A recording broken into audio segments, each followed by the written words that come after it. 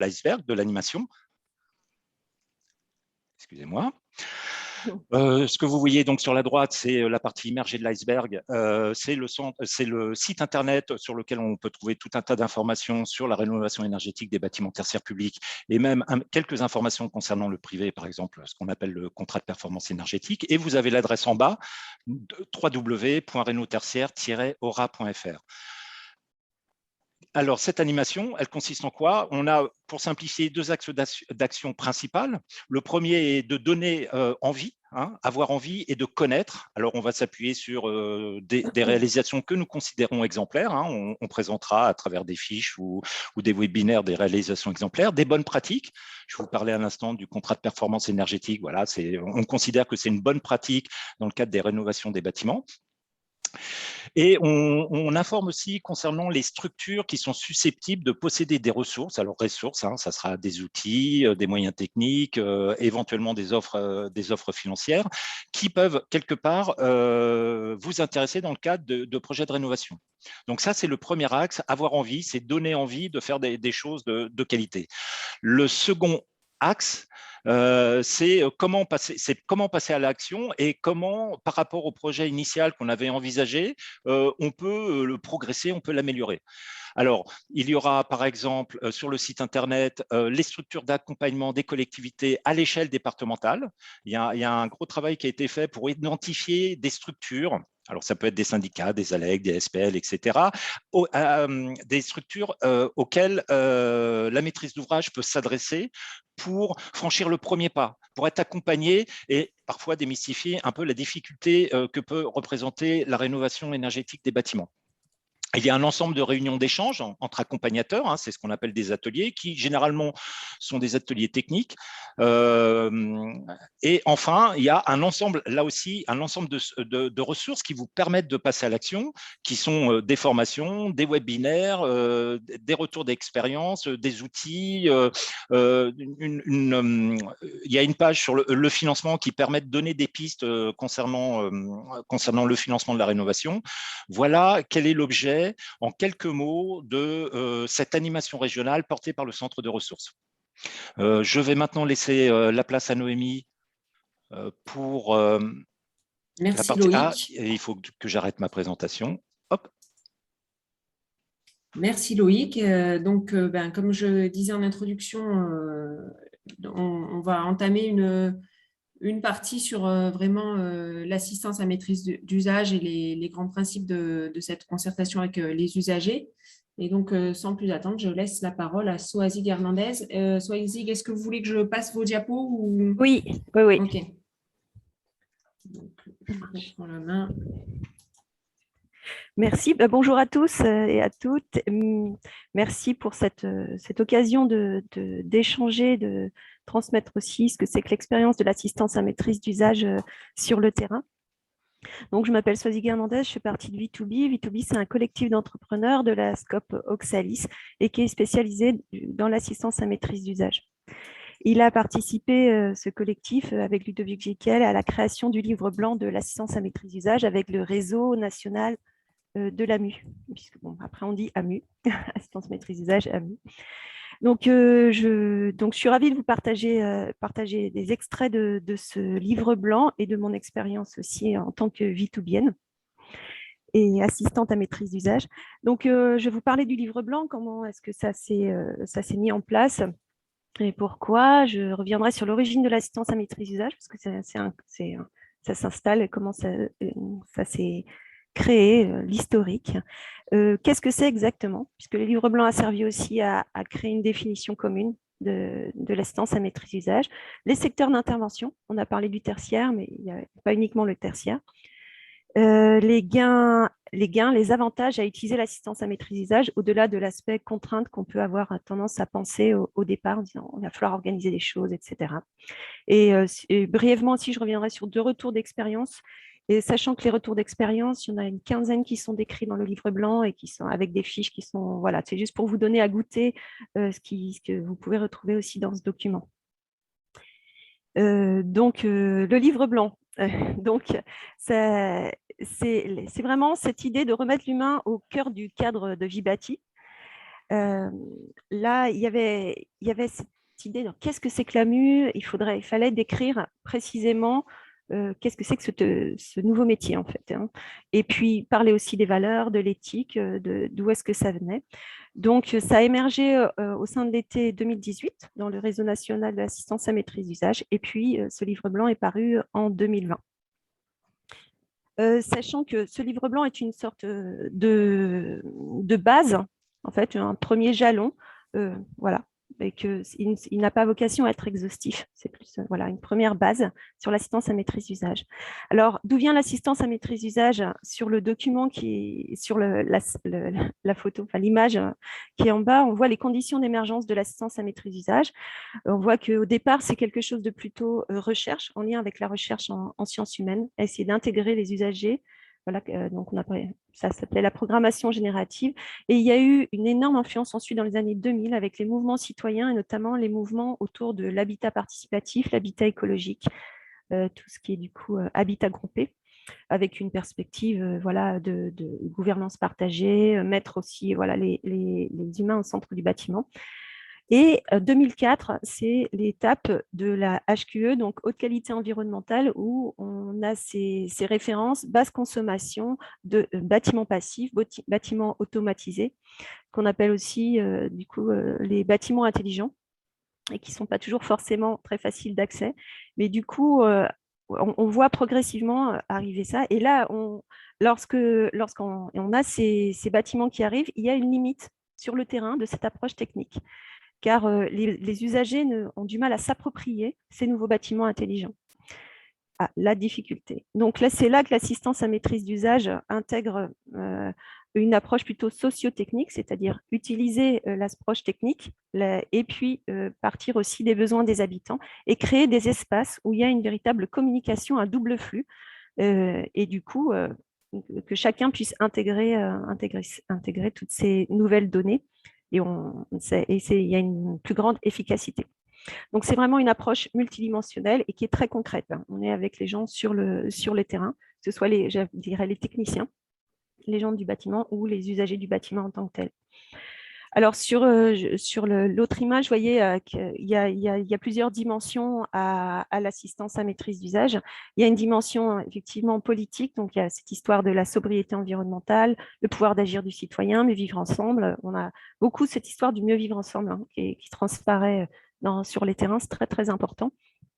Il y a une dimension pédagogique parce que c'est l'apprentissage par expérimentation, c'est une forme d'accompagnement au changement.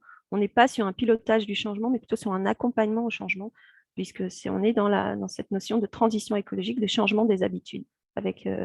Voilà. Et du coup, il y a aussi une dimension opérationnelle donc sur le terrain. On est très, très influencé par les sciences humaines et les sciences sociales. Et c'est aussi quelque chose que je trouve passionnant, c'est de voir comment voilà, on a aussi ces deux approches, plus techniques et plus sciences humaines, qui s'équilibrent dans l'assistance à maîtrise d'usage. Je vais passer à la slide suivante. Alors, c'est la petite bande dessinée à côté, c'est des extraits du livre blanc. Donc, c'est exactement la situation dans laquelle on se retrouve souvent sur l'implication des usagers. On a les acteurs de la construction, là qu'ils se disent, bon, on n'a pas besoin, nous, on sait très bien faire notre travail. Et c'est vrai, ils savent très, très bien faire leur travail. Ce n'est pas du tout le problème. Et puis ensuite, on va faire des concertations, ça va nous prendre du temps, ça va nous prendre de l'énergie, et puis ils vont rien comprendre. Et à côté, on a les usagers, mais ils veulent qu'on soit à tel degré de consommation, mais il fait trop froid. Du coup, on peut avoir toutes sortes de pratiques à côté qui se mettent en place, par exemple, de rajouter des chauffages électriques dans les bureaux. Enfin, vous avez dû percevoir ça déjà, ou voilà, des adaptations des usagers, parce qu'il y a une mauvaise compréhension. Voilà, il n'y a pas eu d'échange. Et il n'y a pas d'intégration des nouvelles données. Puis, il y a le sentiment de ne pas être écouté, voilà, que c'est trop compliqué. C'est vraiment du changement et voilà, ça peut bloquer. Donc, l'assistance à maîtrise d'usage va permettre une meilleure communication des enjeux de chacun parce que souvent, il y a je dirais, compréhension des enjeux du bâtiment et des enjeux des usagers. Et du coup, on va créer des espaces pour favoriser un double flux relationnel des échanges, des besoins des uns et des autres, des contraintes aussi des uns et des autres. Et ça va créer une facilitation de la suite du projet et de l'intégration du projet. Dans la petite slide où on voit l'acteur de la construction qui se dit « Oh, mais pourquoi on a besoin d'un usager ?» Moi, ça me rappelle aussi ce que raconte le sociologue Gaëtan Brispierre. Il utilise l'image du chat. Il dit que les acteurs du bâtiment ont la perception des usagers comme d'un chat, un chat qu'on n'arrive pas à comprendre, à maîtriser, qui fait ce qu'il veut, etc. Et je trouvais que c'était une image souvent qui revenait beaucoup. Donc là, l'idée, c'est que ce chat, on puisse communiquer avec. Et puis, sachant que finalement aussi pour l'usager, les acteurs du bâtiment sont aussi des sortes de chats. Mais bon, travailler ensemble, on y arrive. Et donc, ça permet vraiment aux usagers de s'approprier le changement et du coup, d'être beaucoup plus acteurs, d'avoir envie d'y être, voilà, par rapport notamment à tout ce qui est énergétique, transition écologique. Donc, ça va faciliter la mise en place des chantiers, la mise en œuvre des chantiers, le projet de réhabilitation, très, très clairement. Ça va créer une diminution des conflits. Ça, je reviendrai dans les gains de l'AMU. Et ça va valoriser l'écologie globale du projet. Alors, dans le livre blanc, il y avait, je vous l'ai dit au départ, c'était aussi créer, se mettre d'accord sur une définition commune de ce nouveau métier. Donc, eh bien, c'était le cas. Donc, finalement, maintenant, l'AMU, qu'est-ce que c'est? Clairement, c'est un domaine d'activité de mission professionnelle qui permet d'intégrer les besoins et les aspirations des usagers, d'associer ceci à certains choix, décisions du cadre de vie bâti, de la phase stratégie amont à l'exploitation, voire à la requalification. C'est-à-dire qu'on peut faire de l'assistance à maîtrise d'usage en amont du projet, pendant le projet, si c'est un projet de construction. Ensuite, après. Et puis, on peut aussi le faire pendant toute la phase travaux si c'est un projet de réhabilitation. C'est-à-dire que ça va dépendre des objectifs des équipes au départ. Ça s'est appelé assistance à maîtrise d'usage en 2013 en écho à l'assistance du coup à maîtrise d'ouvrage pour bien intégrer que on est dans la question du bâtiment. Donc, derrière tout ça, c'est remettre l'humain au cœur du projet, permettre la participation active des usagers. C'est toujours l'enjeu, hein, l'implication active des usagers. Concilier confort, sobriété énergétique, qualité de vie, parce que derrière, il y a aussi toutes ces notions de qualité de vie. Donc, nous, ça va nous permettre d'adopter, c'est notre travail en assistance à maîtrise d'usage, d'adopter une posture d'accompagnement. On est beaucoup dans la neutralité, la bienveillance, non-jugement, l'écoute active, pour faciliter les changements. Il y a beaucoup de moments d'écoute pour ensuite faciliter ces changements. C'est vraiment très important. Et le grand, je trouve le grand avantage aussi, c'est ce décloisonnement des disciplines. On crée une culture commune. Alors, où, avec qui s'adresse l'assistance à maîtrise d'usage? Sur ce webinaire, on est plus sur le tertiaire, mais il y a d'autres secteurs, je vais les balayer.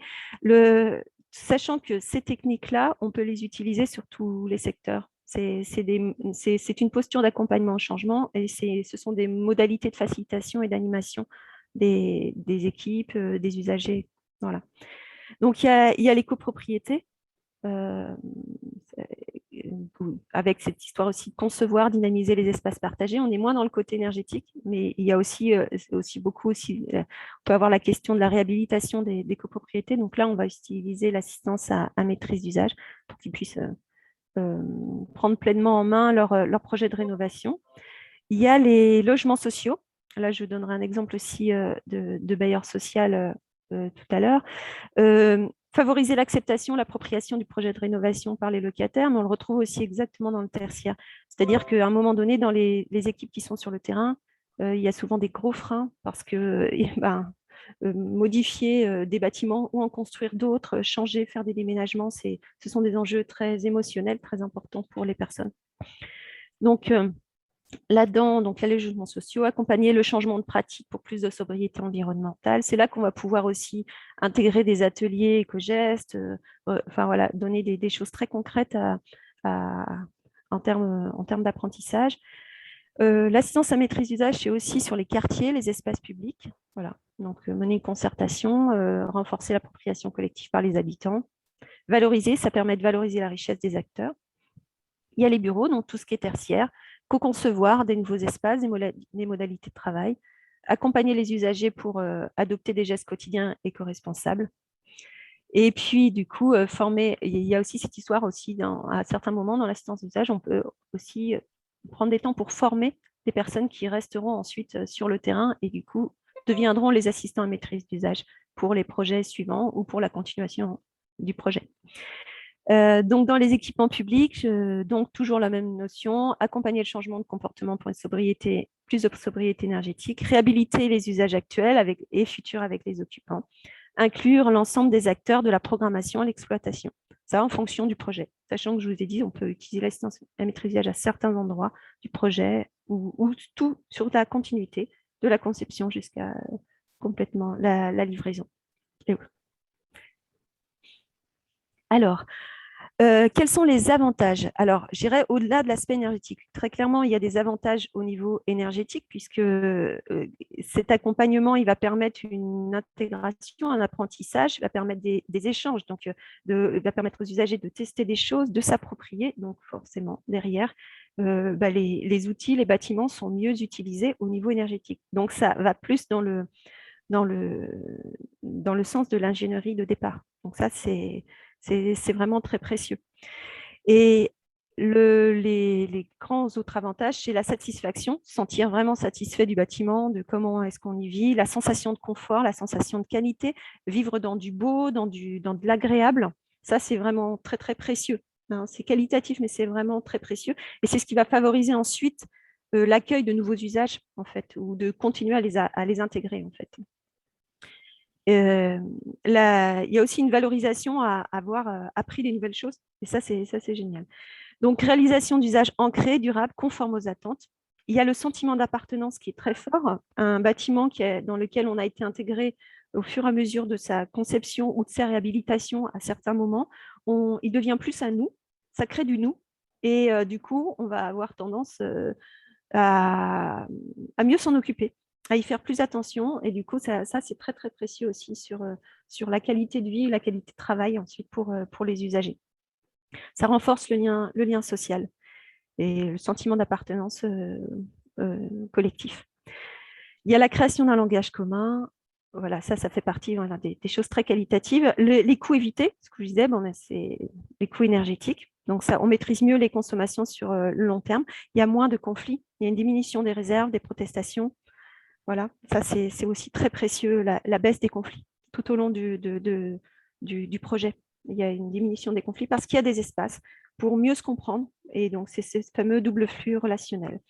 Derrière, ça va être des projets qui vont être aussi plus valorisés par la communauté. Donc ça, c'est aussi très, très précieux. Donc, je vous parlais de la valorisation des biens, l'amélioration de la qualité de vie. On respecte plus les lieux.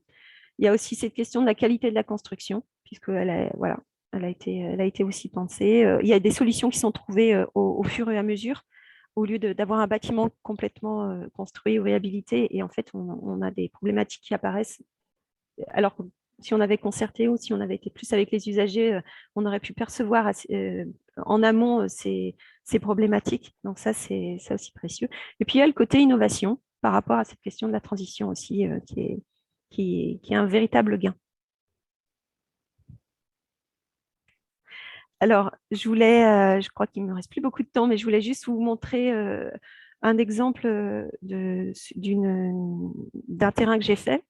Donc, je suis sociologue au départ, donc je suis toujours sociologue d'ailleurs, mais du coup, j'utilise le terme terrain à tire-larigot. Donc, j'ai travaillé avec Pluralis, qui est un bailleur social, sur une résidence à Voiron. C'était une réhabilitation en site occupé. Il y avait un gros enjeu de mobilisation des locataires. Et donc là, on est juste à un moment, on n'est pas sur la conception, on est vraiment sur le moment de la réhabilitation. C'est déjà tout prévu. Et comment est-ce qu'on va intégrer les locataires pour qu'ils puissent justement s'approprier tous les gestes techniques, faire en sorte que leur bâtiment devienne plus écologique, etc. Donc, il y a eu une coordination et une animation d'actions différentes. Il y a eu 7 comités d'usage, où là, les comités d'usage, on va intégrer d'autres associations, les agents locaux, enfin voilà, le plus de monde possible dans le comité d'usage pour créer des événements.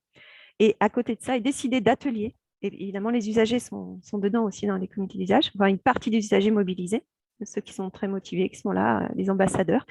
Et on va ensuite décider ensemble d'ateliers en fonction des besoins, de ce qu'on perçoit au fur et à mesure. Il y a une grande adaptabilité dans l'assistance à maîtrise d'usage. On fait un prévisionnel et ensuite on adapte en fonction des besoins. Aussi, comment est-ce qu'on peut intégrer les personnes en fonction de leur disponibilité. Ça aussi, c'est très précieux parce que c'est quelque chose, ils vont s'engager en plus de ce qu'ils ont déjà l'habitude de faire. Donc leur faciliter la vie et créer des moments voilà, d'échange et des moments aussi conviviaux. Ça, c'est très, très important. D'apprentissage, mais aussi des moments conviviaux. Cette histoire du lien, elle est précieuse. Donc, on avait fait beaucoup de travail sur le flux relationnel, on avait mis des référents locataires, des gens très motivés, qui du coup faisaient passer aussi l'information aux autres qui ne pouvaient pas se mobiliser ou moins se mobiliser. On faisait des points info-travaux régulièrement pour permettre une meilleure compréhension des contraintes aussi du bâtiment, qu'est-ce qui se passe, et pas être dans le développement de, je dirais, de légendes urbaines ou de peur hein, par rapport au projet. Donc là, avec les points travaux, ça devenait très concret, très clair et comprenait les contraintes.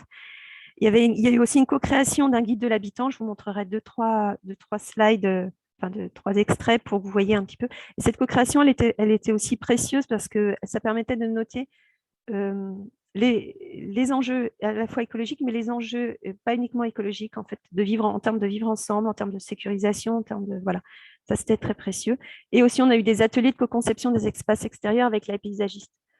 Mine de rien, choisir le mobilier qu'on va utiliser au quotidien, choisir la couleur, c'est aussi, ça participe aussi de, ici c'est chez moi, c'est mon bâtiment, je vais en prendre soin, je vais en faire en sorte de, voilà, que ça se passe bien, etc. Je donne juste un autre exemple parce que je pense que j'ai dû dépasser mon temps ou presque. Alors, ouais, non, pas, voilà, je suis toujours dans cet exemple. Et juste pour vous donner une idée. Donc là, il voulait parler du cadre de vie parce que là, ce qui était important, bon, nous, ce qui est important, c'est l'aspect écologique énergétique. Hein, c'était notre but. Et il y avait donc une rénovation des murs extérieurs, il y avait un changement de chaudière, il y avait des balcons qui avaient été changés, il y avait un travail sur le déchet, il y avait beaucoup de strates de choses. Et du coup, il disait, nous, on a envie de vivre dans un cadre de vie agréable. Donc, OK, on va faire un espace là-dessus et on va le. Ça, c'est intéressant parce que ça capitalise ensuite pour la suite. Ça peut être affiché, ça peut être distribué, ça peut être rediscuté. Ça, c'est vraiment précieux. Donc, il y avait cette question de la sécurité. En même temps, il disait aussi, on veut être aussi, au fur et à mesure, les usagers disaient qu'ils avaient de plus en plus envie, c'était de plus en plus précieux pour eux la transition écologique. Je le voyais vraiment au fur et à mesure des ateliers. Donc, on a mis un temps là-dessus, déchets alimentaires aussi, ça c'était intéressant, et les économies d'énergie derrière, avec des petites choses. On a priorisé ce qui était important pour eux de mettre en valeur pour que tout le monde intègre les nouveaux gestes. Voilà, et ça c'est voilà, un exemple. On voit aussi des photos du bâtiment. Je vais continuer sur un autre exemple rapide, juste pour vous montrer cette frise que j'aime bien, le programmation, conception, travaux, exploitation, pour vous dire que là, par exemple, sur Fond Bernard, juste avant la résidence avec le bailleur social, on était sur la réhabilitation, juste un espace, mais on peut vraiment être à tous les niveaux de la conception jusqu'à voilà, exploitation, rénovation. Ça dépend du projet et de là où on a envie de mettre l'assistance à maîtrise d'usage. Là, c'est quelque chose d'encore complètement différent où V2B a été sollicité sur la programmation du coup. Et donc, on peut faire des ateliers de concertation d'assistance à maîtrise d'usage, faire venir les usagers, le plus d'usagers possible pour comprendre leurs besoins. Et du coup, ces besoins, dans une certaine mesure, peuvent être intégrés ensuite au projet. Voilà, c'était aussi pour... Merci Soazic. Tu as une question de Laurent Gilles de la ville d'Annecy qui évoque le turnover des usagers. Il dit les usagers sont sensibles à des aspects très subjectifs et personnels. Or, les usagers changent dans les bâtiments. Comment intervenez-vous après la livraison des bâtiments auprès des nouveaux usagers qui ont des envies parfois très différentes de celles des usagers présents lors de la conception ou des travaux? Alors ça, c'est une fois que ça a été rendu. Alors, nous, on intervient moins dans la phase ensuite. Hein. Enfin, en tout cas, moi d'expérience, post-livraison. On est plutôt sur la conception, surtout le moment des travaux ou des réhabilitations. Mais on peut, c'est le même process, c'est-à-dire que de la même façon, on peut revenir Et à ce moment-là, prendre des temps pour réexpliquer aussi, ça c'est très précieux, expliquer l'historique, hein. Qu'est-ce qui s'est passé, tout ce côté, enfin, cette capitalisation de toute une histoire du bâtiment. Et ça a pu effectivement, les nouveaux usagers, ils ne connaissent pas ce qui s'est passé avant. Donc, on peut leur expliquer, ça c'est donc avoir des temps d'assistance à maîtrise d'usage là-dessus. Et aussi, dans ces temps-là, et faire une écoute des besoins. Et après, voir, travailler avec eux sur comment est-ce que ça peut se rééquilibrer, hein, les besoins actuels, les besoins précédents. Mais le fait d'avoir aussi une compréhension de comment s'est construit le bâtiment ou comment le bâtiment a été réhabilité, d'où est-ce que ça vient, c'est une étape vraiment importante. Et puis, il y aura l'écoute, il y aura le temps d'écoute aussi. Et donc, ça aussi, c'est un moment important. Sachant que derrière le temps d'écoute, il faut aussi placer des actions clés. Pas forcément toutes les actions demandées, on est d'accord, par les usagers, mais dire, bon, voilà, on peut agir là-dessus, on a un levier là-dessus, on a un levier là-dessus. Et du coup, continuer après en fonction du besoin. Vous aviez évoqué aussi la dimension d'enseignement. Est-ce que le maître d'ouvrage de ces bâtiments publics, il n'a pas aussi un rôle à jouer dans la durée, justement, sur cette phase d'exploitation Bah, oui, je pense. Alors, post-livraison? oui, je pense qu'il y a quelque chose autour de la communication, l'enseignement, la communication qu'on parlait. Par exemple, un guide qui est co-construit, bon, c'est super intéressant. Des outils comme ça qui puissent être diffusés, mais pas uniquement diffusés, mais aussi un peu discutés avec les personnes. Ça, c'est vraiment très précieux. Et il y a aussi, nous, on est aussi, enfin, avec G2B, on aime bien transmettre aussi nos outils de facilitation, mais ça, c'est encore une autre étape, quoi. Donc, on verra aussi avec le témoignage de John Kramer de l'IFPEB qu'est-ce qu'il est possible de faire sur cette phase plus d'occupation et de vie du bâtiment. Donc, ça complétera aussi la réponse faite à Oui. Laurent Gilles. Est-ce que vous avez d'autres questions ou sinon, je propose de garder la parole pour la ville d'Annecy avec le témoignage de Nicolas. Nicolas, je ne sais pas si vous m'entendez. Oui, bonjour. Bonjour. Ça a dû vous parler un petit peu, parce que vous avez mené plusieurs rénovations d'écoles, certaines avec la SPL OSE et puis d'autres que vous menez actuellement, je crois, en propre, tout seul. Et Oui. cette approche de consultation des usagers est importante pour vous. Est-ce que vous pouvez nous raconter un petit peu comment vous vous y prenez, comment vous menez ça, sur qui est-ce qui opère cette consultation, comment ça se passe, cette concertation? Alors, on est 4 chargés d'opération à la mairie d'Annecy, en charge de la construction de la réhabilitation des équipements publics. Ce qu'on fait, on livre actuellement la 3e école, la 3e rénovation de groupe scolaire qu'on fait avec la SPL OSE. On fait aussi des opérations en maîtrise d'œuvre classiques en interne. Sur l'opération là que vous présentez, celle du CEP, ce qu'on fait en fait, c'est qu'on prévoit.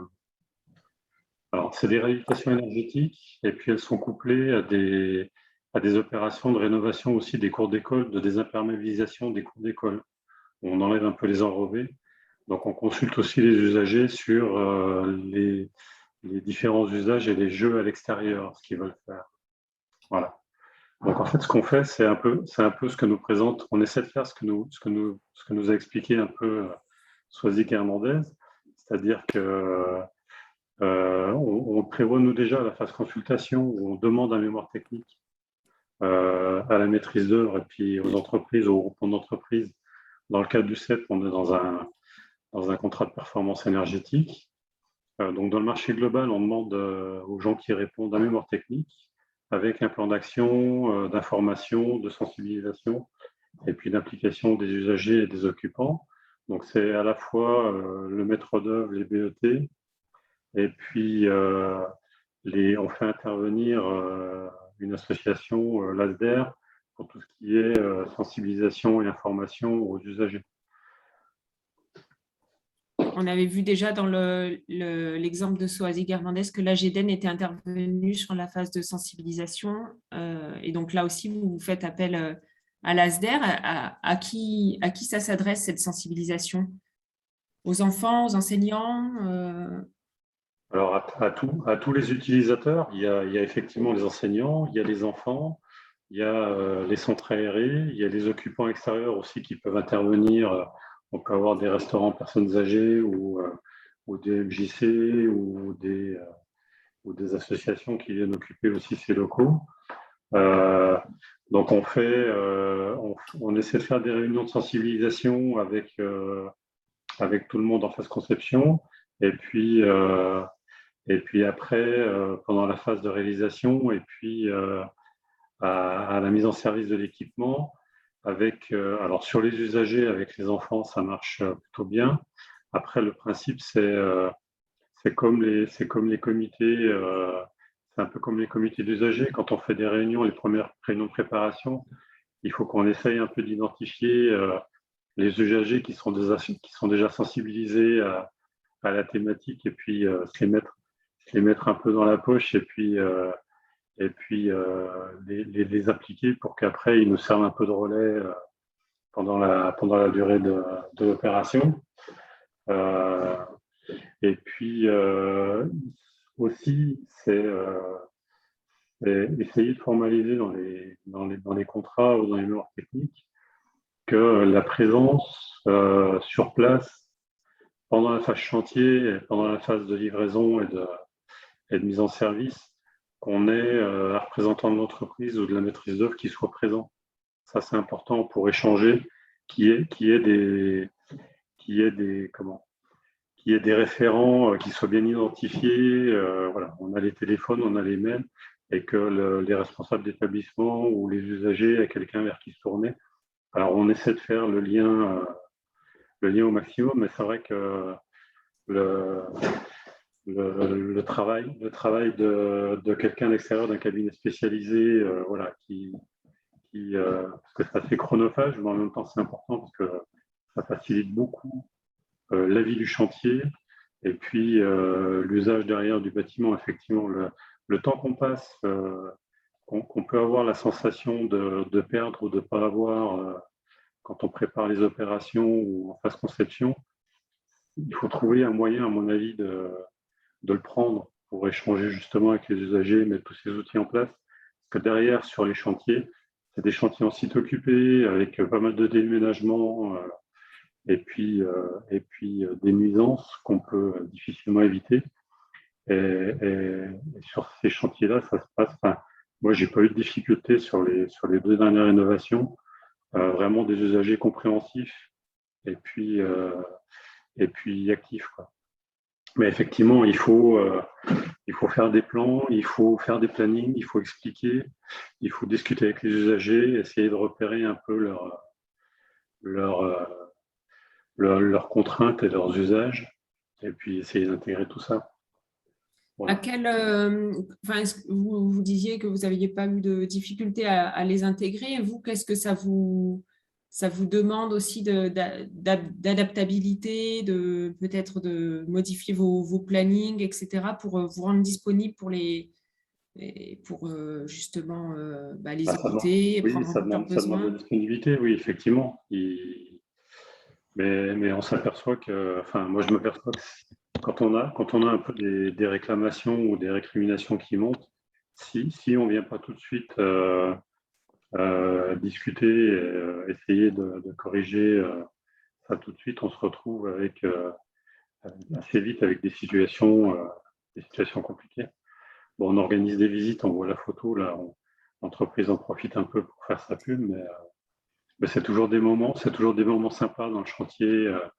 Ça implique aussi les travailleurs sur le chantier, voilà, à tenir le chantier propre, la sécurité sur le chantier, ça participe aussi à ça. Donc on est gagnant aussi de ce côté-là. Ils doivent être très fiers, ces petits loups, d'aller voir. Oui, ils sont contents. Et puis après, c'est pas voilà, c'est beaucoup de changements, mais quand on essaie de le préparer, qu'on discute avec les équipes pédagogiques qui savent faire ça très bien. Enfin, nous, on n'est pas. Moi, j'ai pas j'ai pas le savoir-faire pour expliquer aux enfants qu'il va falloir déménager, changer de salle de classe. Mais effectivement, des enfants dans des âges couples, pour eux, c'est au lieu de devenir une contrainte, ça devient un peu une aventure, quoi. Donc, c'est assez drôle de voir l'adaptabilité aussi des enfants et des usagers par rapport à ces opérations. Et ensuite, en phase, ce qu'on prévoit aussi, c'est qu'on comme là au CEP, on a un écran à l'entrée de l'école qui relaie un peu des infos sur les consos. Il y a une centrale photovoltaïque où ça relaie aussi un peu des données de production d'électricité, des choses comme ça. Voilà.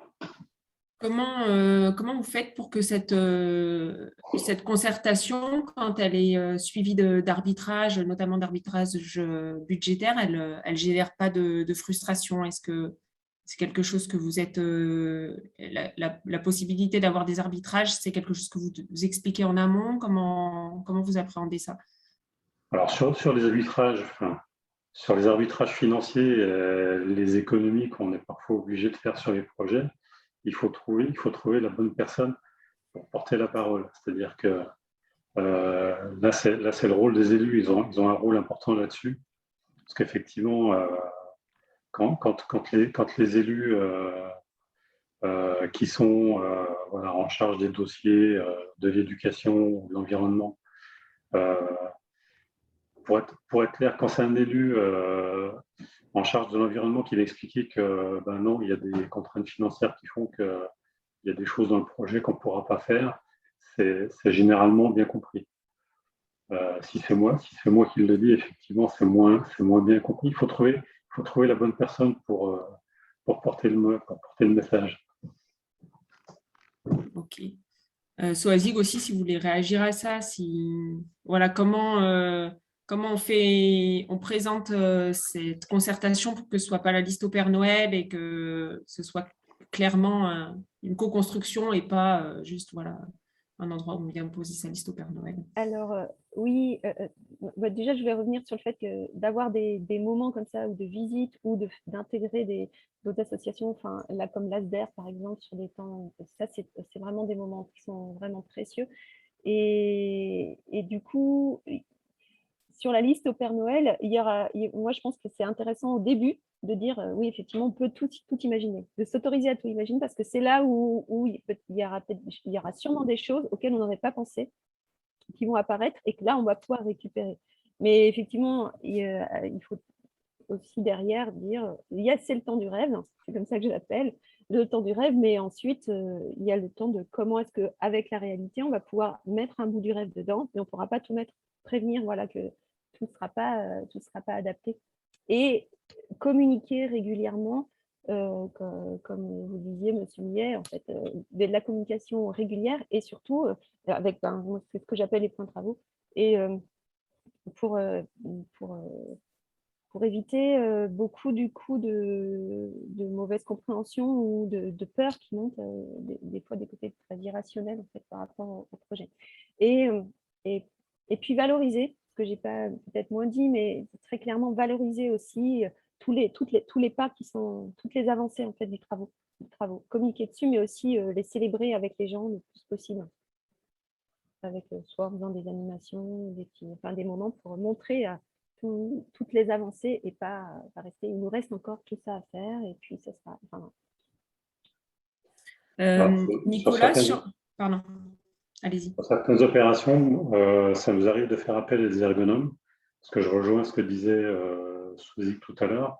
Même si on met beaucoup d'argent dans des opérations de rénovation énergétique, qu'on accompagne le changement, etc., si à la fin, le bureau n'est pas adapté ou s'il manque l'armoire pour ranger les affaires du périscolaire, c'est loupé, quoi.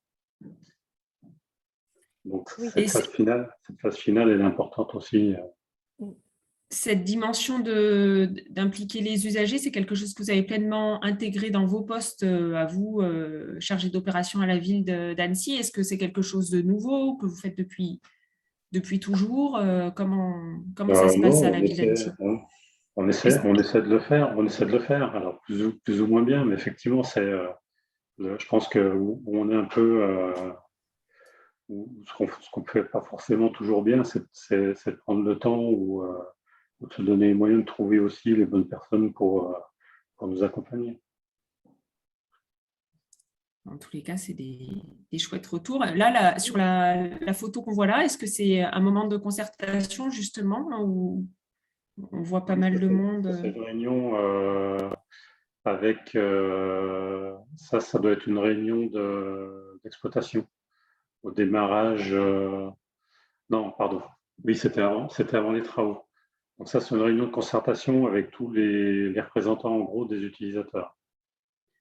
Donc, il y a la direction construction, il y a la vie scolaire. On a essayé de retrouver... Voilà, c'est des premières réunions où on essaie de venir un peu tous les gens qui sont susceptibles d'être impliqués dans l'opération et puis qu'on affine après. Et donc, vous faites une visite du bâtiment Mm. pour repérer les points, c'est ça? Ouais. Ok. Il y a une question de Laurent qui demande si c'est l'ASDER qui missionne, si l'ASDER est missionné par la ville ou par l'opérateur du contrat de performance énergétique. L'ASDER est missionné par la SPL. D'accord. Et quel type d'action est proposé par l'opérateur du contrat de performance et comment est mesurée l'efficacité? Alors, l'efficacité, alors après, sur leur tour d'expérience, effectivement, on n'a pas, c'est pas forcément la phase où on est meilleur. Dans la com,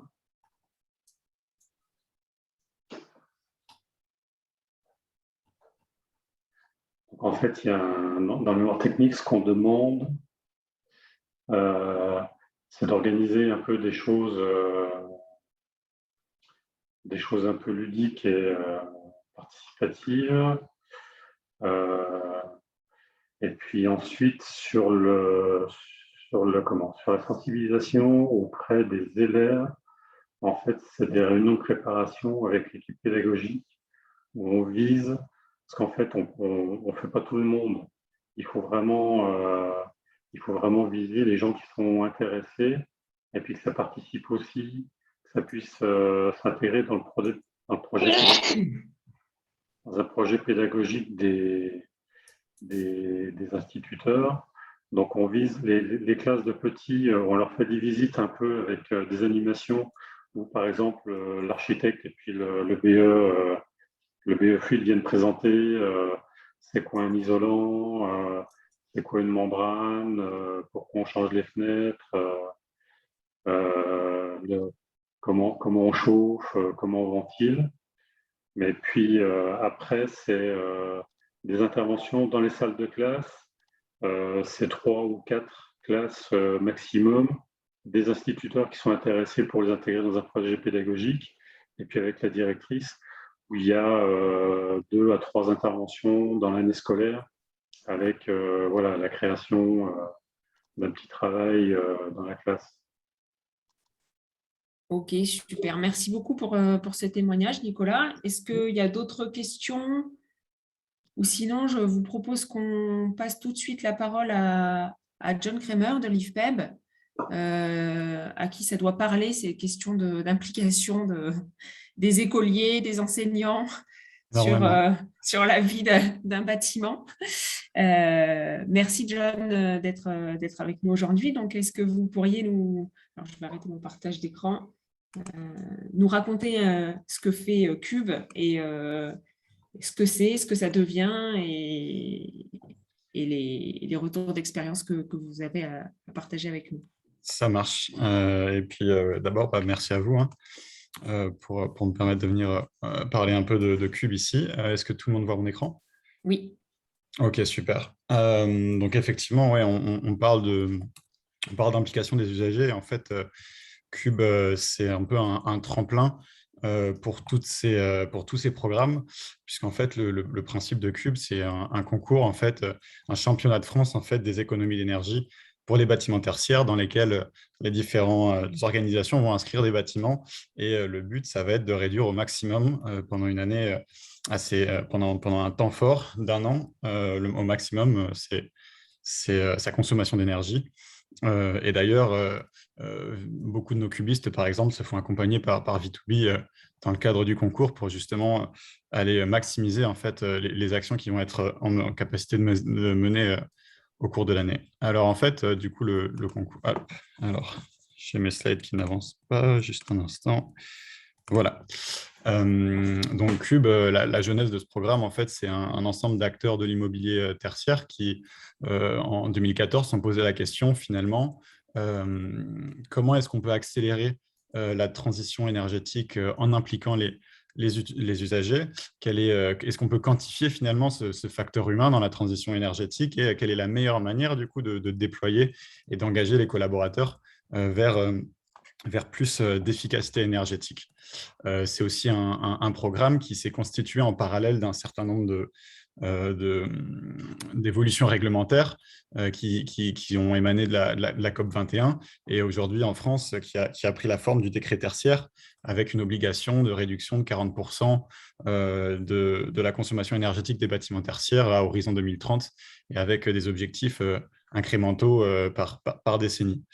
Et donc l'idée de Cube, en fait, c'est d'avoir une approche complémentaire en fait à ce type de réglementation, puisqu'en général, la manière de faire de la RSE, c'est une manière un petit peu en général descendante, c'est-à-dire qu'en fait, il y a des politiques et des objectifs, on a des plans de pilotage, des ISO, enfin, un certain nombre tout un dispositif réglementaire. Et en général, ce qui se passe, c'est que on va déterminer un plan auprès de la direction et puis ensuite ce plan va venir s'appliquer de manière descendante dans l'organisation. L'idée, on a remarqué en fait à travers les années que ça avait un certain nombre de limites et qu'il y avait la nécessité pour une approche qui venait plutôt du terrain en impliquant directement les usagers, où en fait on ne se pose plus la question de quel est le niveau nécessaire à atteindre, mais plutôt de se poser la question, quel est le maximum qu'on peut faire aujourd'hui, maintenant, tout de suite, opérationnalisable maintenant, chacun d'entre nous dans l'organisation, pour réduire notre consommation d'énergie. Et donc, ça passe du coup par l'implication des usagers qui vont eux-mêmes réfléchir à qu'est-ce que moi je peux faire maintenant pour réduire la consommation d'énergie. Traditionnellement, en fait, quand on réfléchit à l'efficacité énergétique, on a une courbe dans le temps avec trois grands blocs, trois grandes familles d'actions. Une première sur les usages où en général, ça va être mis en place assez vite et on va avoir des économies d'énergie plus faibles mais activables assez rapidement. Après, il y a des choses qu'on peut faire au niveau de l'exploitation, de la GTB, de la gestion de l'énergie dans le bâtiment qui va être un peu plus long. Et puis finalement, après, on aura vraiment le gros œuvre avec un ROI du coup beaucoup plus long. Et en général, les acteurs qui travaillent sur ces familles d'actions travaillent un peu chacun dans leur coin et sont des acteurs assez différents et assez autonomes. Et en fait, l'idée de Cube, c'est de travailler l'exploitation et les usages en fait en relation les unes avec les autres pour pouvoir aller chercher en fait une efficacité supplémentaire parce qu'en fait, on va en fait rebooter quelque part l'exploitation du bâtiment autour des usages qui vont être revus pendant l'année du concours. Donc en fait, ça va être, comme je disais, un concours d'un an. Cette année, il a démarré au 1er octobre, il se terminera au 30 septembre, où on va inciter les utilisateurs à aller le plus loin possible dans leur réduction de leur consommation énergétique, mais aussi en impliquant les gestionnaires, aussi les propriétaires, à essayer de mettre en fait tout le monde autour de la table à travers ce concours pour qu'ils réfléchissent ensemble aux manières de réduire efficacement leur consommation d'énergie, donc en travaillant sur l'usage, mais aussi sur de la sensibilisation, de la mobilisation. Et nous, à travers ce concours, on va en fait générer un classement qui va être mis à jour tous les mois et les utilisateurs vont pouvoir suivre leur progression et leur progrès par rapport aux autres bâtiments du concours. Alors, assez rapidement, ce concours, en fait, l'idée, c'est qu'on va animer à travers des newsletters régulières avec des classements. On va aussi avoir des réunions trimestrielles, on va avoir des réunions de lancement, on va avoir une cérémonie de remise des prix. Donc, en fait, on va venir vraiment animer cette année de concours, animer les utilisateurs, animer les bâtiments qui participent, avec également des moments d'échange pour générer toute une dynamique d'un an. Donc, Côté bâtiment, on va récupérer leurs données de consommation. Ces bâtiments vont construire ce qu'on appelle des green teams, qui sont des équipes d'utilisateurs dans le bâtiment qui vont réfléchir ensemble aux manières de pouvoir réduire leur consommation d'énergie, d'aller voir un petit peu les différents occupants pour réfléchir à ce qui peut être fait. Et puis nous, de notre côté, en fait, on donne un kit candidat pour apprendre justement aux utilisateurs à comment communiquer, comment engager dans leurs organisations. Et puis, on va faire un monitoring en fait, mensuel pour que dans chaque organisation puisse suivre leur progression. Donc là, en fait, à ce moment-là, en fait, ce qui est intéressant, c'est qu'à travers cette année de concours, les utilisateurs deviennent en quelque sorte les meilleurs amis des gestionnaires parce qu'ils vont commencer à regarder, à faire un peu la chasse aux économies d'énergie et à faire remonter toutes ces informations et à pouvoir ensuite, qui vont pouvoir être valorisées auprès des gestionnaires en disant, en fait, peut-être que… Par exemple, cette partie des bureaux, au final, on l'utilise beaucoup moins. Elle n'a peut-être pas besoin d'être chauffée autant. Ou alors, par exemple, l'éclairage, au lieu d'allumer l'intégralité du bureau, on peut allumer une barre LED sur 2. Et c'est des choses comme ça, en fait, qui vont permettre de descendre à un niveau de granularité très, très faible dans l'organisation, où vraiment chaque membre de l'organisation, chaque individu va pouvoir donner des informations qui vont permettre d'ajuster la consommation d'énergie globale du bâtiment. Et ça permet de faire énormément de progrès parce que déjà, on va être capable de créer un véritable élan sur le site en engageant les collaborateurs, en faisant émerger des initiatives directement des occupants. Ça permet de créer une culture d'entreprise parce qu'une chose qui est importante, c'est que en fait, dans le kit candidat qu'on donne, c'est surtout des astuces en termes d'organisation, de communication, mais finalement assez peu en termes d'actions à mettre en place, parce que la clé finalement du concours, c'est de pousser les utilisateurs eux-mêmes à réfléchir ensemble aux actions qui peuvent être mises en place. C'est eux qui vont se mettre autour de la table et qui vont réfléchir à partir de leur propre situation, qu'est-ce qui peut être intéressant à mettre en place. Et ce qui fait qu'en fait, les utilisateurs vont très vite s'approprier finalement tout ce qui va être mis en place, et on arrive à créer une vraie culture d'entreprise et également d'avoir un mouvement qui s'ancre véritablement dans l'organisation, puisqu'on a fait plusieurs études et on en fait régulièrement après nos concours. 87% des participants qui participent au concours maintiennent les gestes, les habitudes, les réglages qu'ils ont mis en place pendant le concours, même les années suivantes. Ça permet également de faire énormément d'économies. On a à peu près 1160 bâtiments maintenant qui ont participé au concours depuis 2014, depuis 7 ans. Et ça représente, on sera estimé à 15 millions d'euros en termes d'économies cumulées. Ça permet d'initier une meilleure coopération entre bailleurs et locataires, et donc renforcer les baux verts, puisqu'en fait, tous ces gens-là qui habituellement ne parlaient pas forcément vont être amenés à se rencontrer avec pour objectif d'aller le plus loin possible dans le concours. Et puis, ça permet également, Cube, nous, on va regarder les économies d'énergie, mais c'est aussi l'occasion, à travers le concours, à travers cette dynamique, d'aller plus loin, d'engager une démarche plus globale. On peut aller on peut faire de la sensibilisation sur du recyclage, sur la gestion de l'eau, sur la réduction du papier, du plastique, tout un ensemble de choses qui a à voir avec le développement durable. Et puis, c'est aussi très intéressant parce qu'on va mettre un peu sous tension, en fait, finalement, tout le système, parce qu'il va falloir compléter de manière mensuelle ces informations sur la plateforme, ces consommations d'énergie, et donc ça va demander à s'organiser en interne pour voir un petit peu où sont les différents points les points de livraison, les compteurs, les sous-compteurs, qu'est-ce qu'on peut arriver à mesurer, qu'est-ce qu'on a du mal à mesurer, quelles informations on a du mal à remonter, sur quelle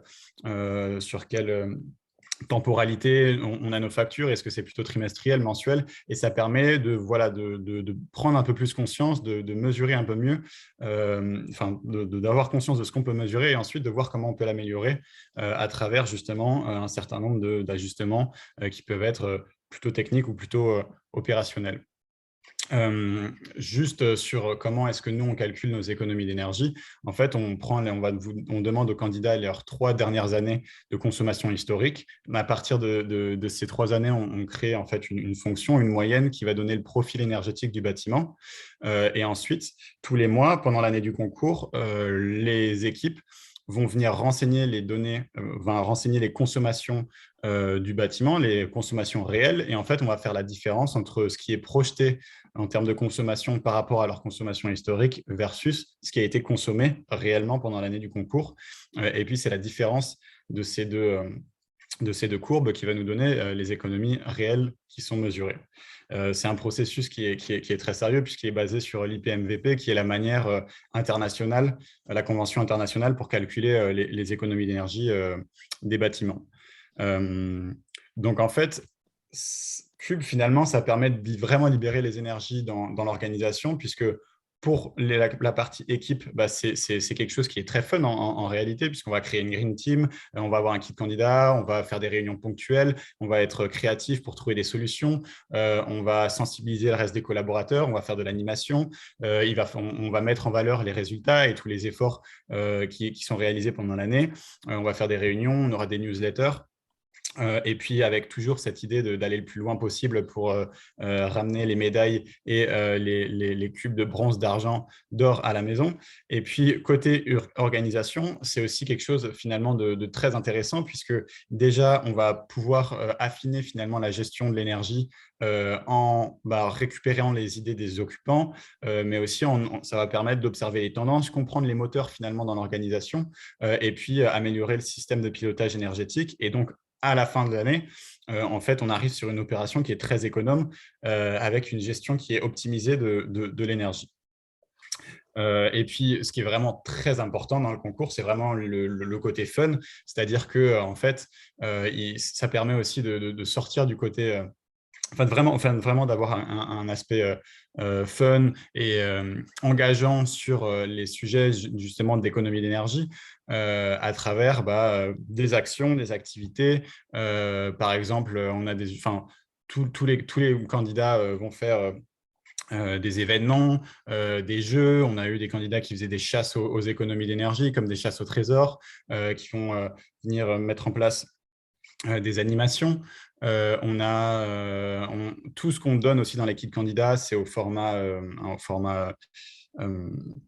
comme on dit, native, fichier source. On donne que les fichiers sources et du coup, les candidats peuvent s'approprier les messages, faire leurs propres affiches. On en a un certain nombre là à l'écran pour justement, l'idée c'est vraiment que les candidats s'approprient au maximum l'expérience et mettent en place, et s'amusent le plus possible, toujours avec cette idée de réduire sa consommation d'énergie. Et donc, on commence par comprendre où on est à partir du bâtiment, sélectionner les améliorations opérationnelles et ensuite maximiser l'impact avec la participation des utilisateurs, en engageant les utilisateurs à travers toutes ces activités.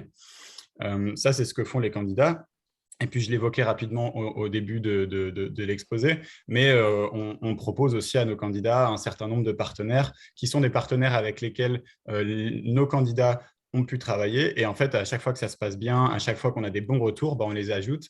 Donc, il y a V2B qui en fait partie et qui permet, sur cette année du concours, de pouvoir venir appuyer finalement les actions qui sont mises en place.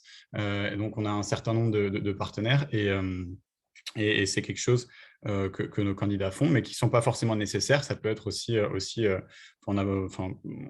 les bâtiments, les organisations peuvent aussi s'organiser tout seuls pour travailler et avancer ensemble. Alors, en termes de candidats, on va avoir principalement des entreprises utilisatrices, mais pas seulement. On a aussi des institutionnels, des propriétaires bailleurs, des property managers, des energy managers. Donc, en fait, on a vraiment une variété très étendue de participants, y compris dans le public. On a la mairie de Paris, on a des ministères. Donc, on a vraiment beaucoup. On a des mairies. Cette année, on a la mairie de Bordeaux. Lyon, Rennes, Niort, enfin Gisors, enfin tout un tas d'acteurs. Et à peu près, on a déjà 200 bâtiments dans la compétition, sachant que les inscriptions sont encore ouvertes pour ceux qui le souhaitent. Après, en termes de chiffres, qu'est-ce que ça donne? En moyenne, on a 13% d'économie par an. Donc, en fait, c'est un gisement vraiment très important, cette partie utilisateur, cette partie usage, cette partie mise en relation, enfin adaptation de la technique aux utilisateurs. On a nos gagnants chaque année qui font jusqu'à 40% d'économie d'énergie, donc c'est le décret tertiaire en seulement un an. L'année dernière, par exemple, on avait l'hôtel de Bordeaux Métropole, où on était la semaine dernière, qui avait fait 27% d'économie d'énergie sur l'année, justement en travaillant sur les usages et un peu sur la technique et en alliant véritablement les deux. Donc, pour un peu illustrer mon propos, j'ai quelques retours d'expérience à vous partager. Là, par exemple, on est à Toulouse, au groupe scolaire Littré, donc qui est géré par la mairie de Toulouse, surface de plusieurs milliers de mètres carrés, pas de parking. Enfin, là, on a un peu tout le profil du bâtiment. C'est un bâtiment qui a réussi à faire 10% d'économie d'énergie à travers, en alliant, comme à chaque fois, à la fois de la technique et de la sensibilisation des utilisateurs. Donc, côté technique, par exemple, ils ont arrêté les équipements électriques pendant les vacances d'été. Ils ont calé des consignes de température sur le chauffage pour les plages horaires, en fonction des certaines plages horaires. Ils ont installé des robinets thermostatiques. Ils ont remplacé les pompes de circulation de chauffage par des pompes à débit variable. Et à côté de ça, ils ont lancé tout au long de l'année des actions de sensibilisation, notamment en se réappropriant le lieu ou avec des campagnes d'affichage et de pédagogie via la mairie. Et en fait, à travers ça, ils arrivent à faire 10% d'économie d'énergie, ce qui est assez significatif, alors qu'au final, on est vraiment sur des réglages, juste avec finalement les utilisateurs et la technique qui se mettent autour d'une table et qui réfléchissent aux actions qu'ils peuvent mettre en place et puis qui, au fur et à mesure de l'année, s'adaptent les uns aux autres. On a aussi le CHU de Rennes, par exemple, pareil, qui lui a fait 13% d'économie d'énergie sur son année de concours.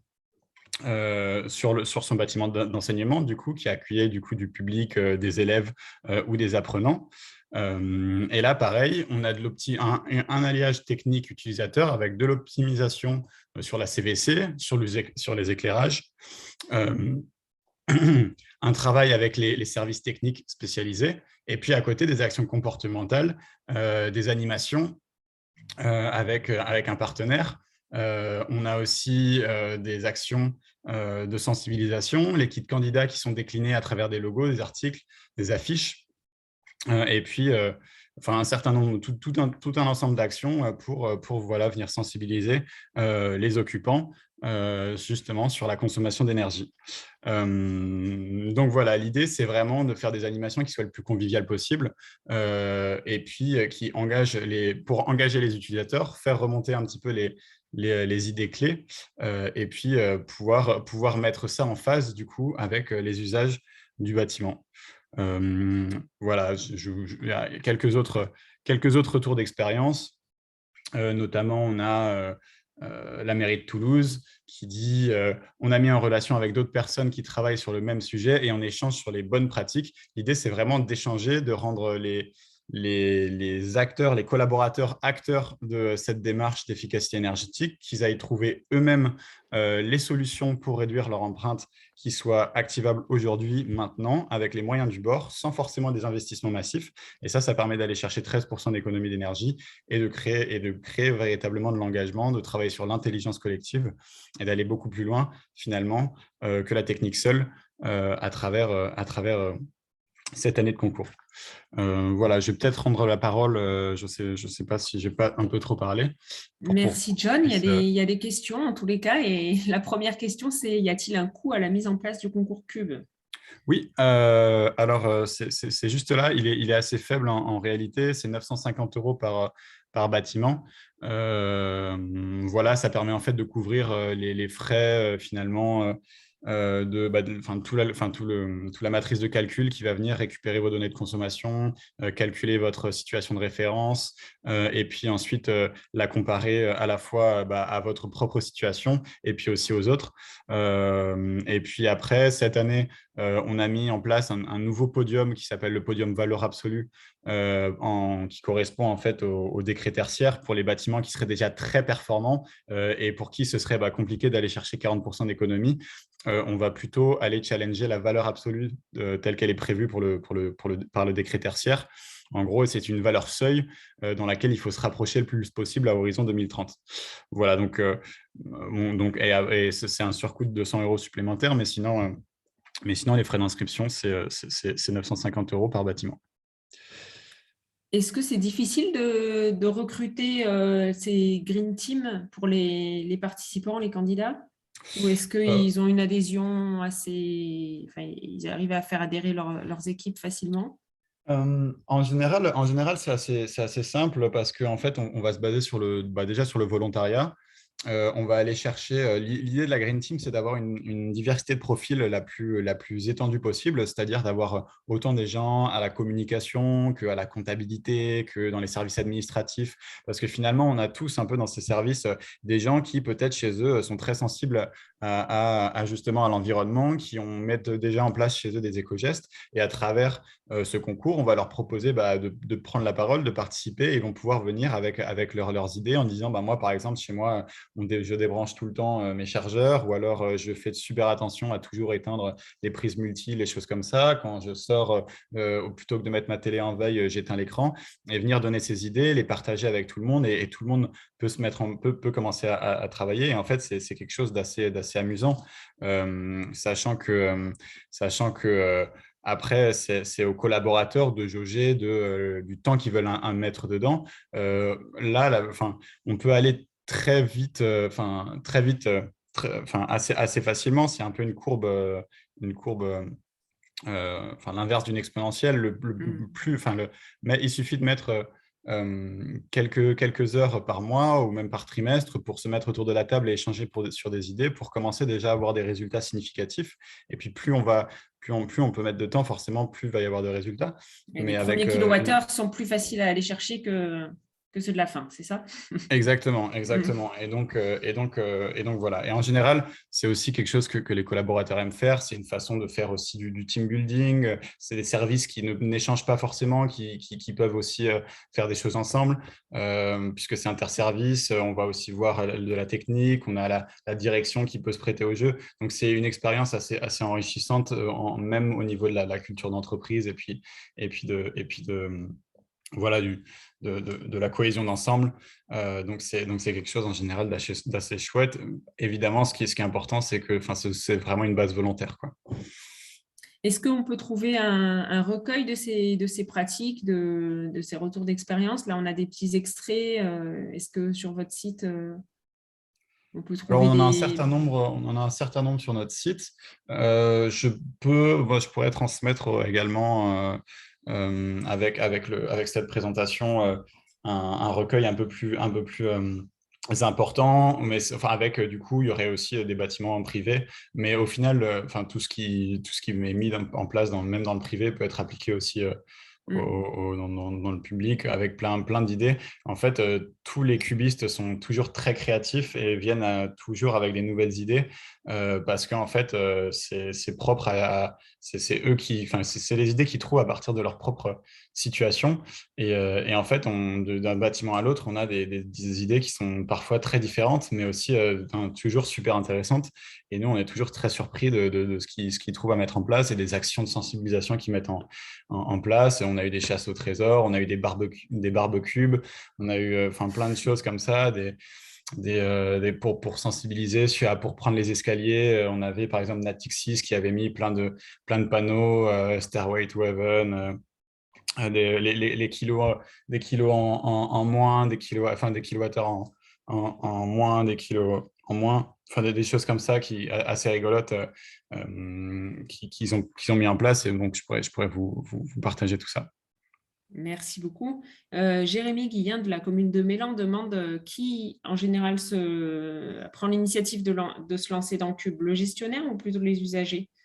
En fait, justement, ça peut varier. C'était un peu le sens de ma slide sur la typologie de candidats. On a beaucoup d'utilisateurs, enfin, d'entreprises utilisatrices. Donc là, en l'occurrence, c'est les usagers des bâtiments, les directions IMO, les directions RSE, qui vont dire, bah, tiens, ça peut être intéressant qu'on participe à ce concours pour un petit peu stimuler l'organisation. Mais on a aussi des gestionnaires, des propriétaires qui vont, avec plusieurs occupants, qui vont inscrire leur bâtiment dans le Cube. Et pour eux, par exemple, ça va être l'occasion de valoriser les actions qu'ils vont mettre en place dans l'année en disant, bah voilà, nous, cette année, on va par exemple changer tout l'éclairage, mais vous aussi, vous pouvez participer en ayant des usages plus sobres sur l'énergie. Et du coup, à travers ce concours, ça permet en fait, c'est des opportunités.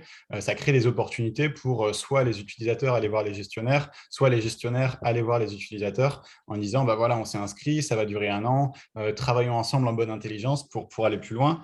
On a des propriétaires aussi qui inscrivent des bâtiments et où, par exemple, ils vont avoir plusieurs locataires dans le même bâtiment.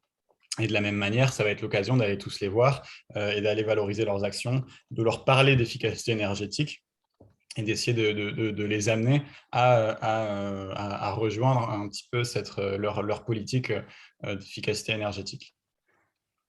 Ok, merci beaucoup. Est-ce qu'il y a d'autres questions? Il y a Soazic qui dit ce type de concours valorise l'intelligence collective. Donc, en effet. Exactement, ouais.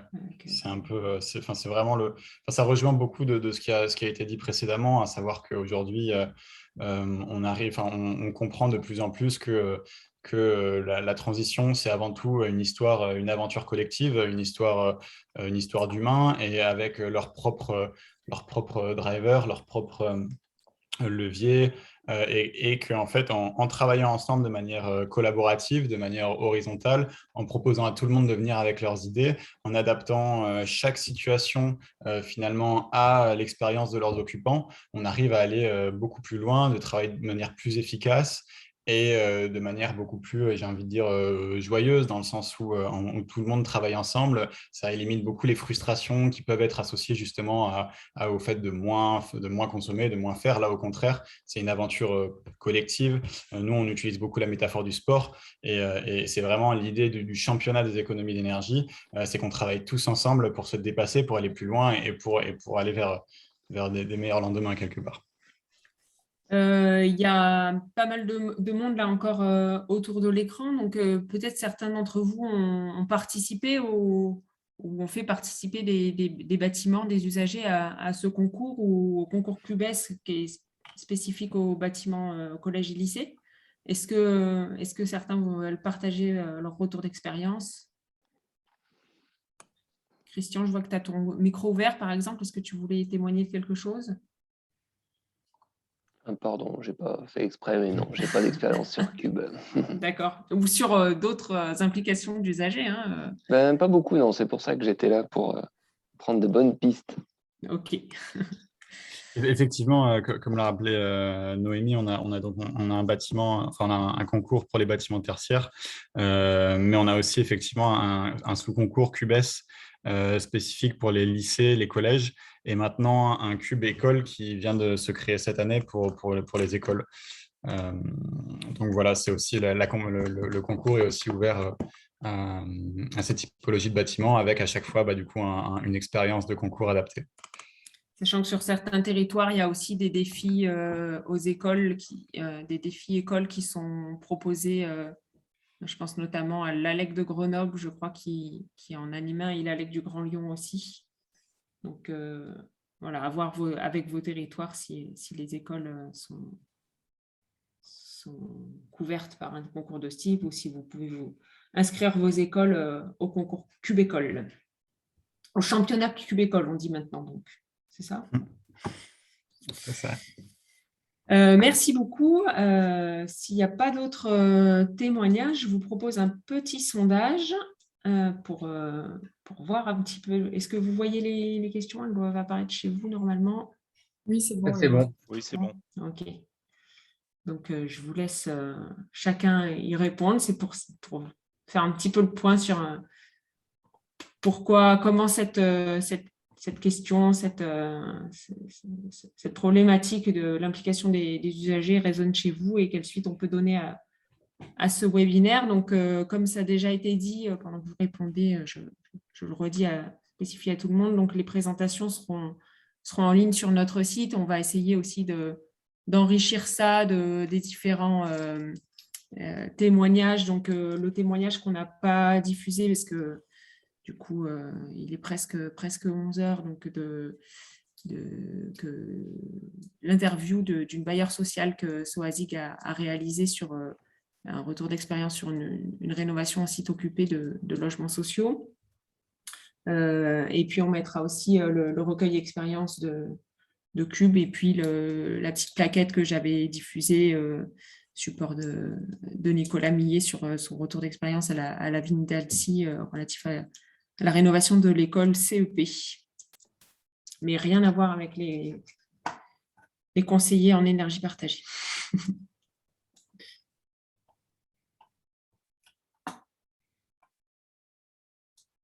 Alors, ceux qui cochent les cases autres, n'hésitez pas à mettre dans le chat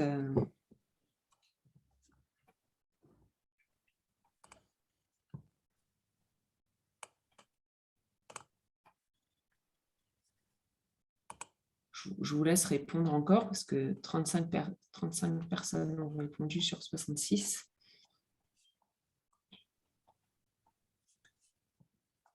Voilà, la question, c'est aussi de voir un petit peu comment ces questions de concertation, d'implication des usagers sont conduites dans vos structures. Est-ce que vous les menez vous-même? Est-ce que vous sous-traitez à une équipe spécialisée? Est-ce que vous demandez à la maîtrise d'œuvre de prendre ça en considération? Ça dépend peut-être des projets d'ailleurs. Vous pouvez très bien nous le dire dans le chat ou bien même ouvrir votre micro si vous voulez partager une expérience, un retour là-dessus.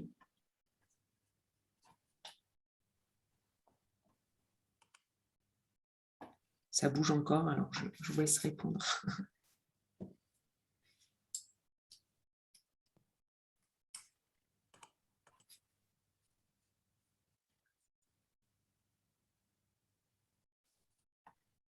Soazig dit, ça rappelle le concours Famille à énergie positive, donc qui s'appelle maintenant Défi Déclic. Donc, effectivement, les gens jouent sur leur consommation personnelle chez eux. C'est ce qu'on appelle des nudges. C'est-à-dire comment on accompagne ces changements. Et là, c'est de la même manière que ce que John vient d'expliquer, c'est très valorisant parce que très vite, on a des résultats et c'est cette valorisation qui permet de continuer de progresser. Donc, à la rigueur, plus on part d'une situation grave, catastrophique, plus on a c'est très valorisant et c'est pas parce qu'on n'est pas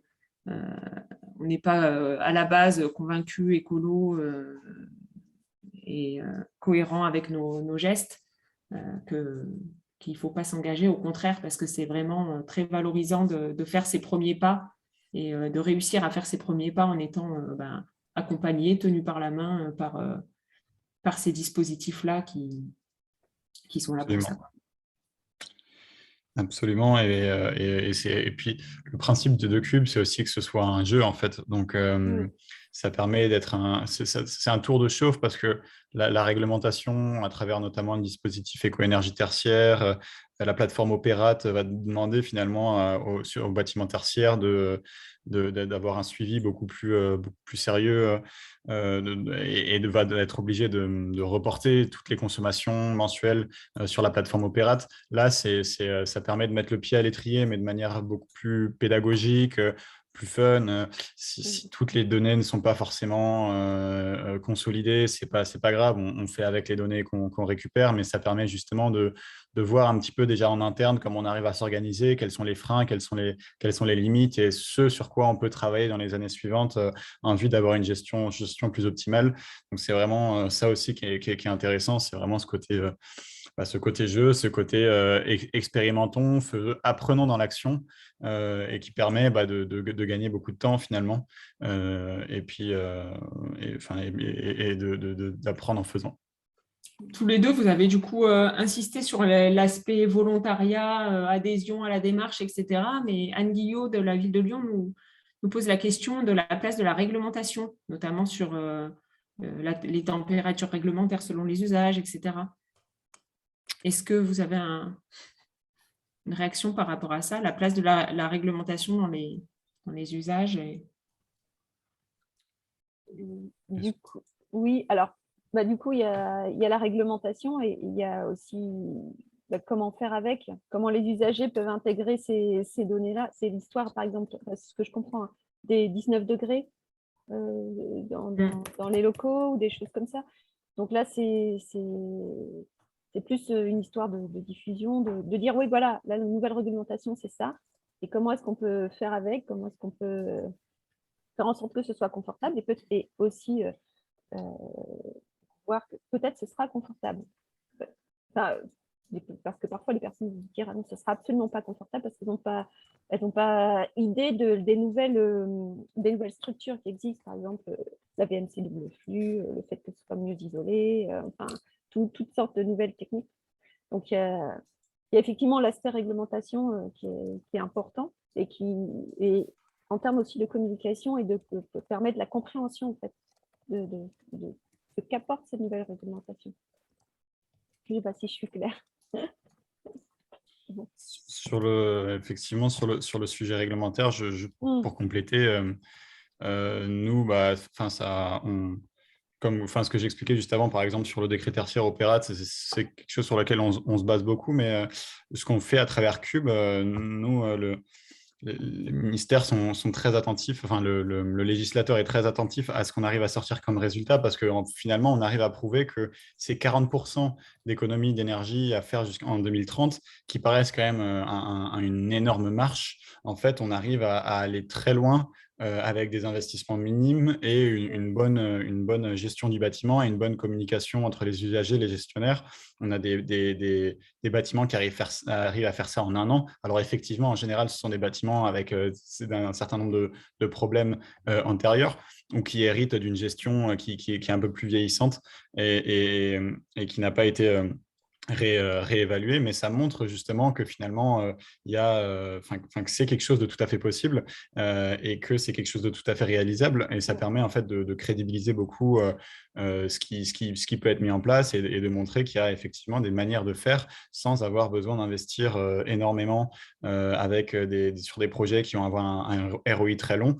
On peut dès aujourd'hui commencer à faire des choses et petit à petit aller chercher ces 40% d'économie en travers notamment la mobilisation des usagers. Ça répond aussi à la question qui avait été posée tout à l'heure. Si les usagers changent, ça permet de maintenir la dynamique, surtout voilà, dans ces bâtiments publics qui nous concernent aujourd'hui, où on a effectivement des usagers qui ne sont jamais les mêmes parce que dans une école, les enfants grandissent, les gens déménagent, changent de ville, et qui sont en plus souvent des bâtiments multi-usagers, quoi. Une question sur le ROI. ROI, donc c'est un terme anglais, un sigle anglais, Return on Investment. Enfin, c'est le temps de retour sur investissement. Quand on fait des rénovations très lourdes, on va investir beaucoup d'argent et on va pas, le temps que les travaux soient faits, que le bâtiment, que les travaux soient finalisés, il va y avoir un certain nombre de temps qui va se passer. Donc le retour sur investissement pour amortir va prendre beaucoup plus de temps, alors que quand on est par exemple typiquement dans les usages, on investit assez peu. Finalement, c'est surtout de l'investissement en termes de ressources humaines dans la manière de s'organiser.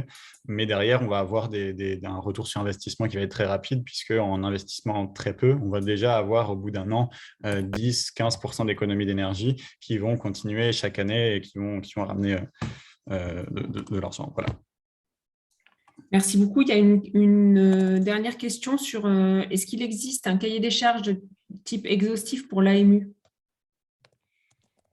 C'est plutôt à Soazic que s'adresserait cette question. Exhaustif. Un cahier des charges type, alors au moins. Type, non, je ne dirais pas ça. Enfin, oui, le document le plus exhaustif qu'on ait construit, véritablement, c'est le livre blanc.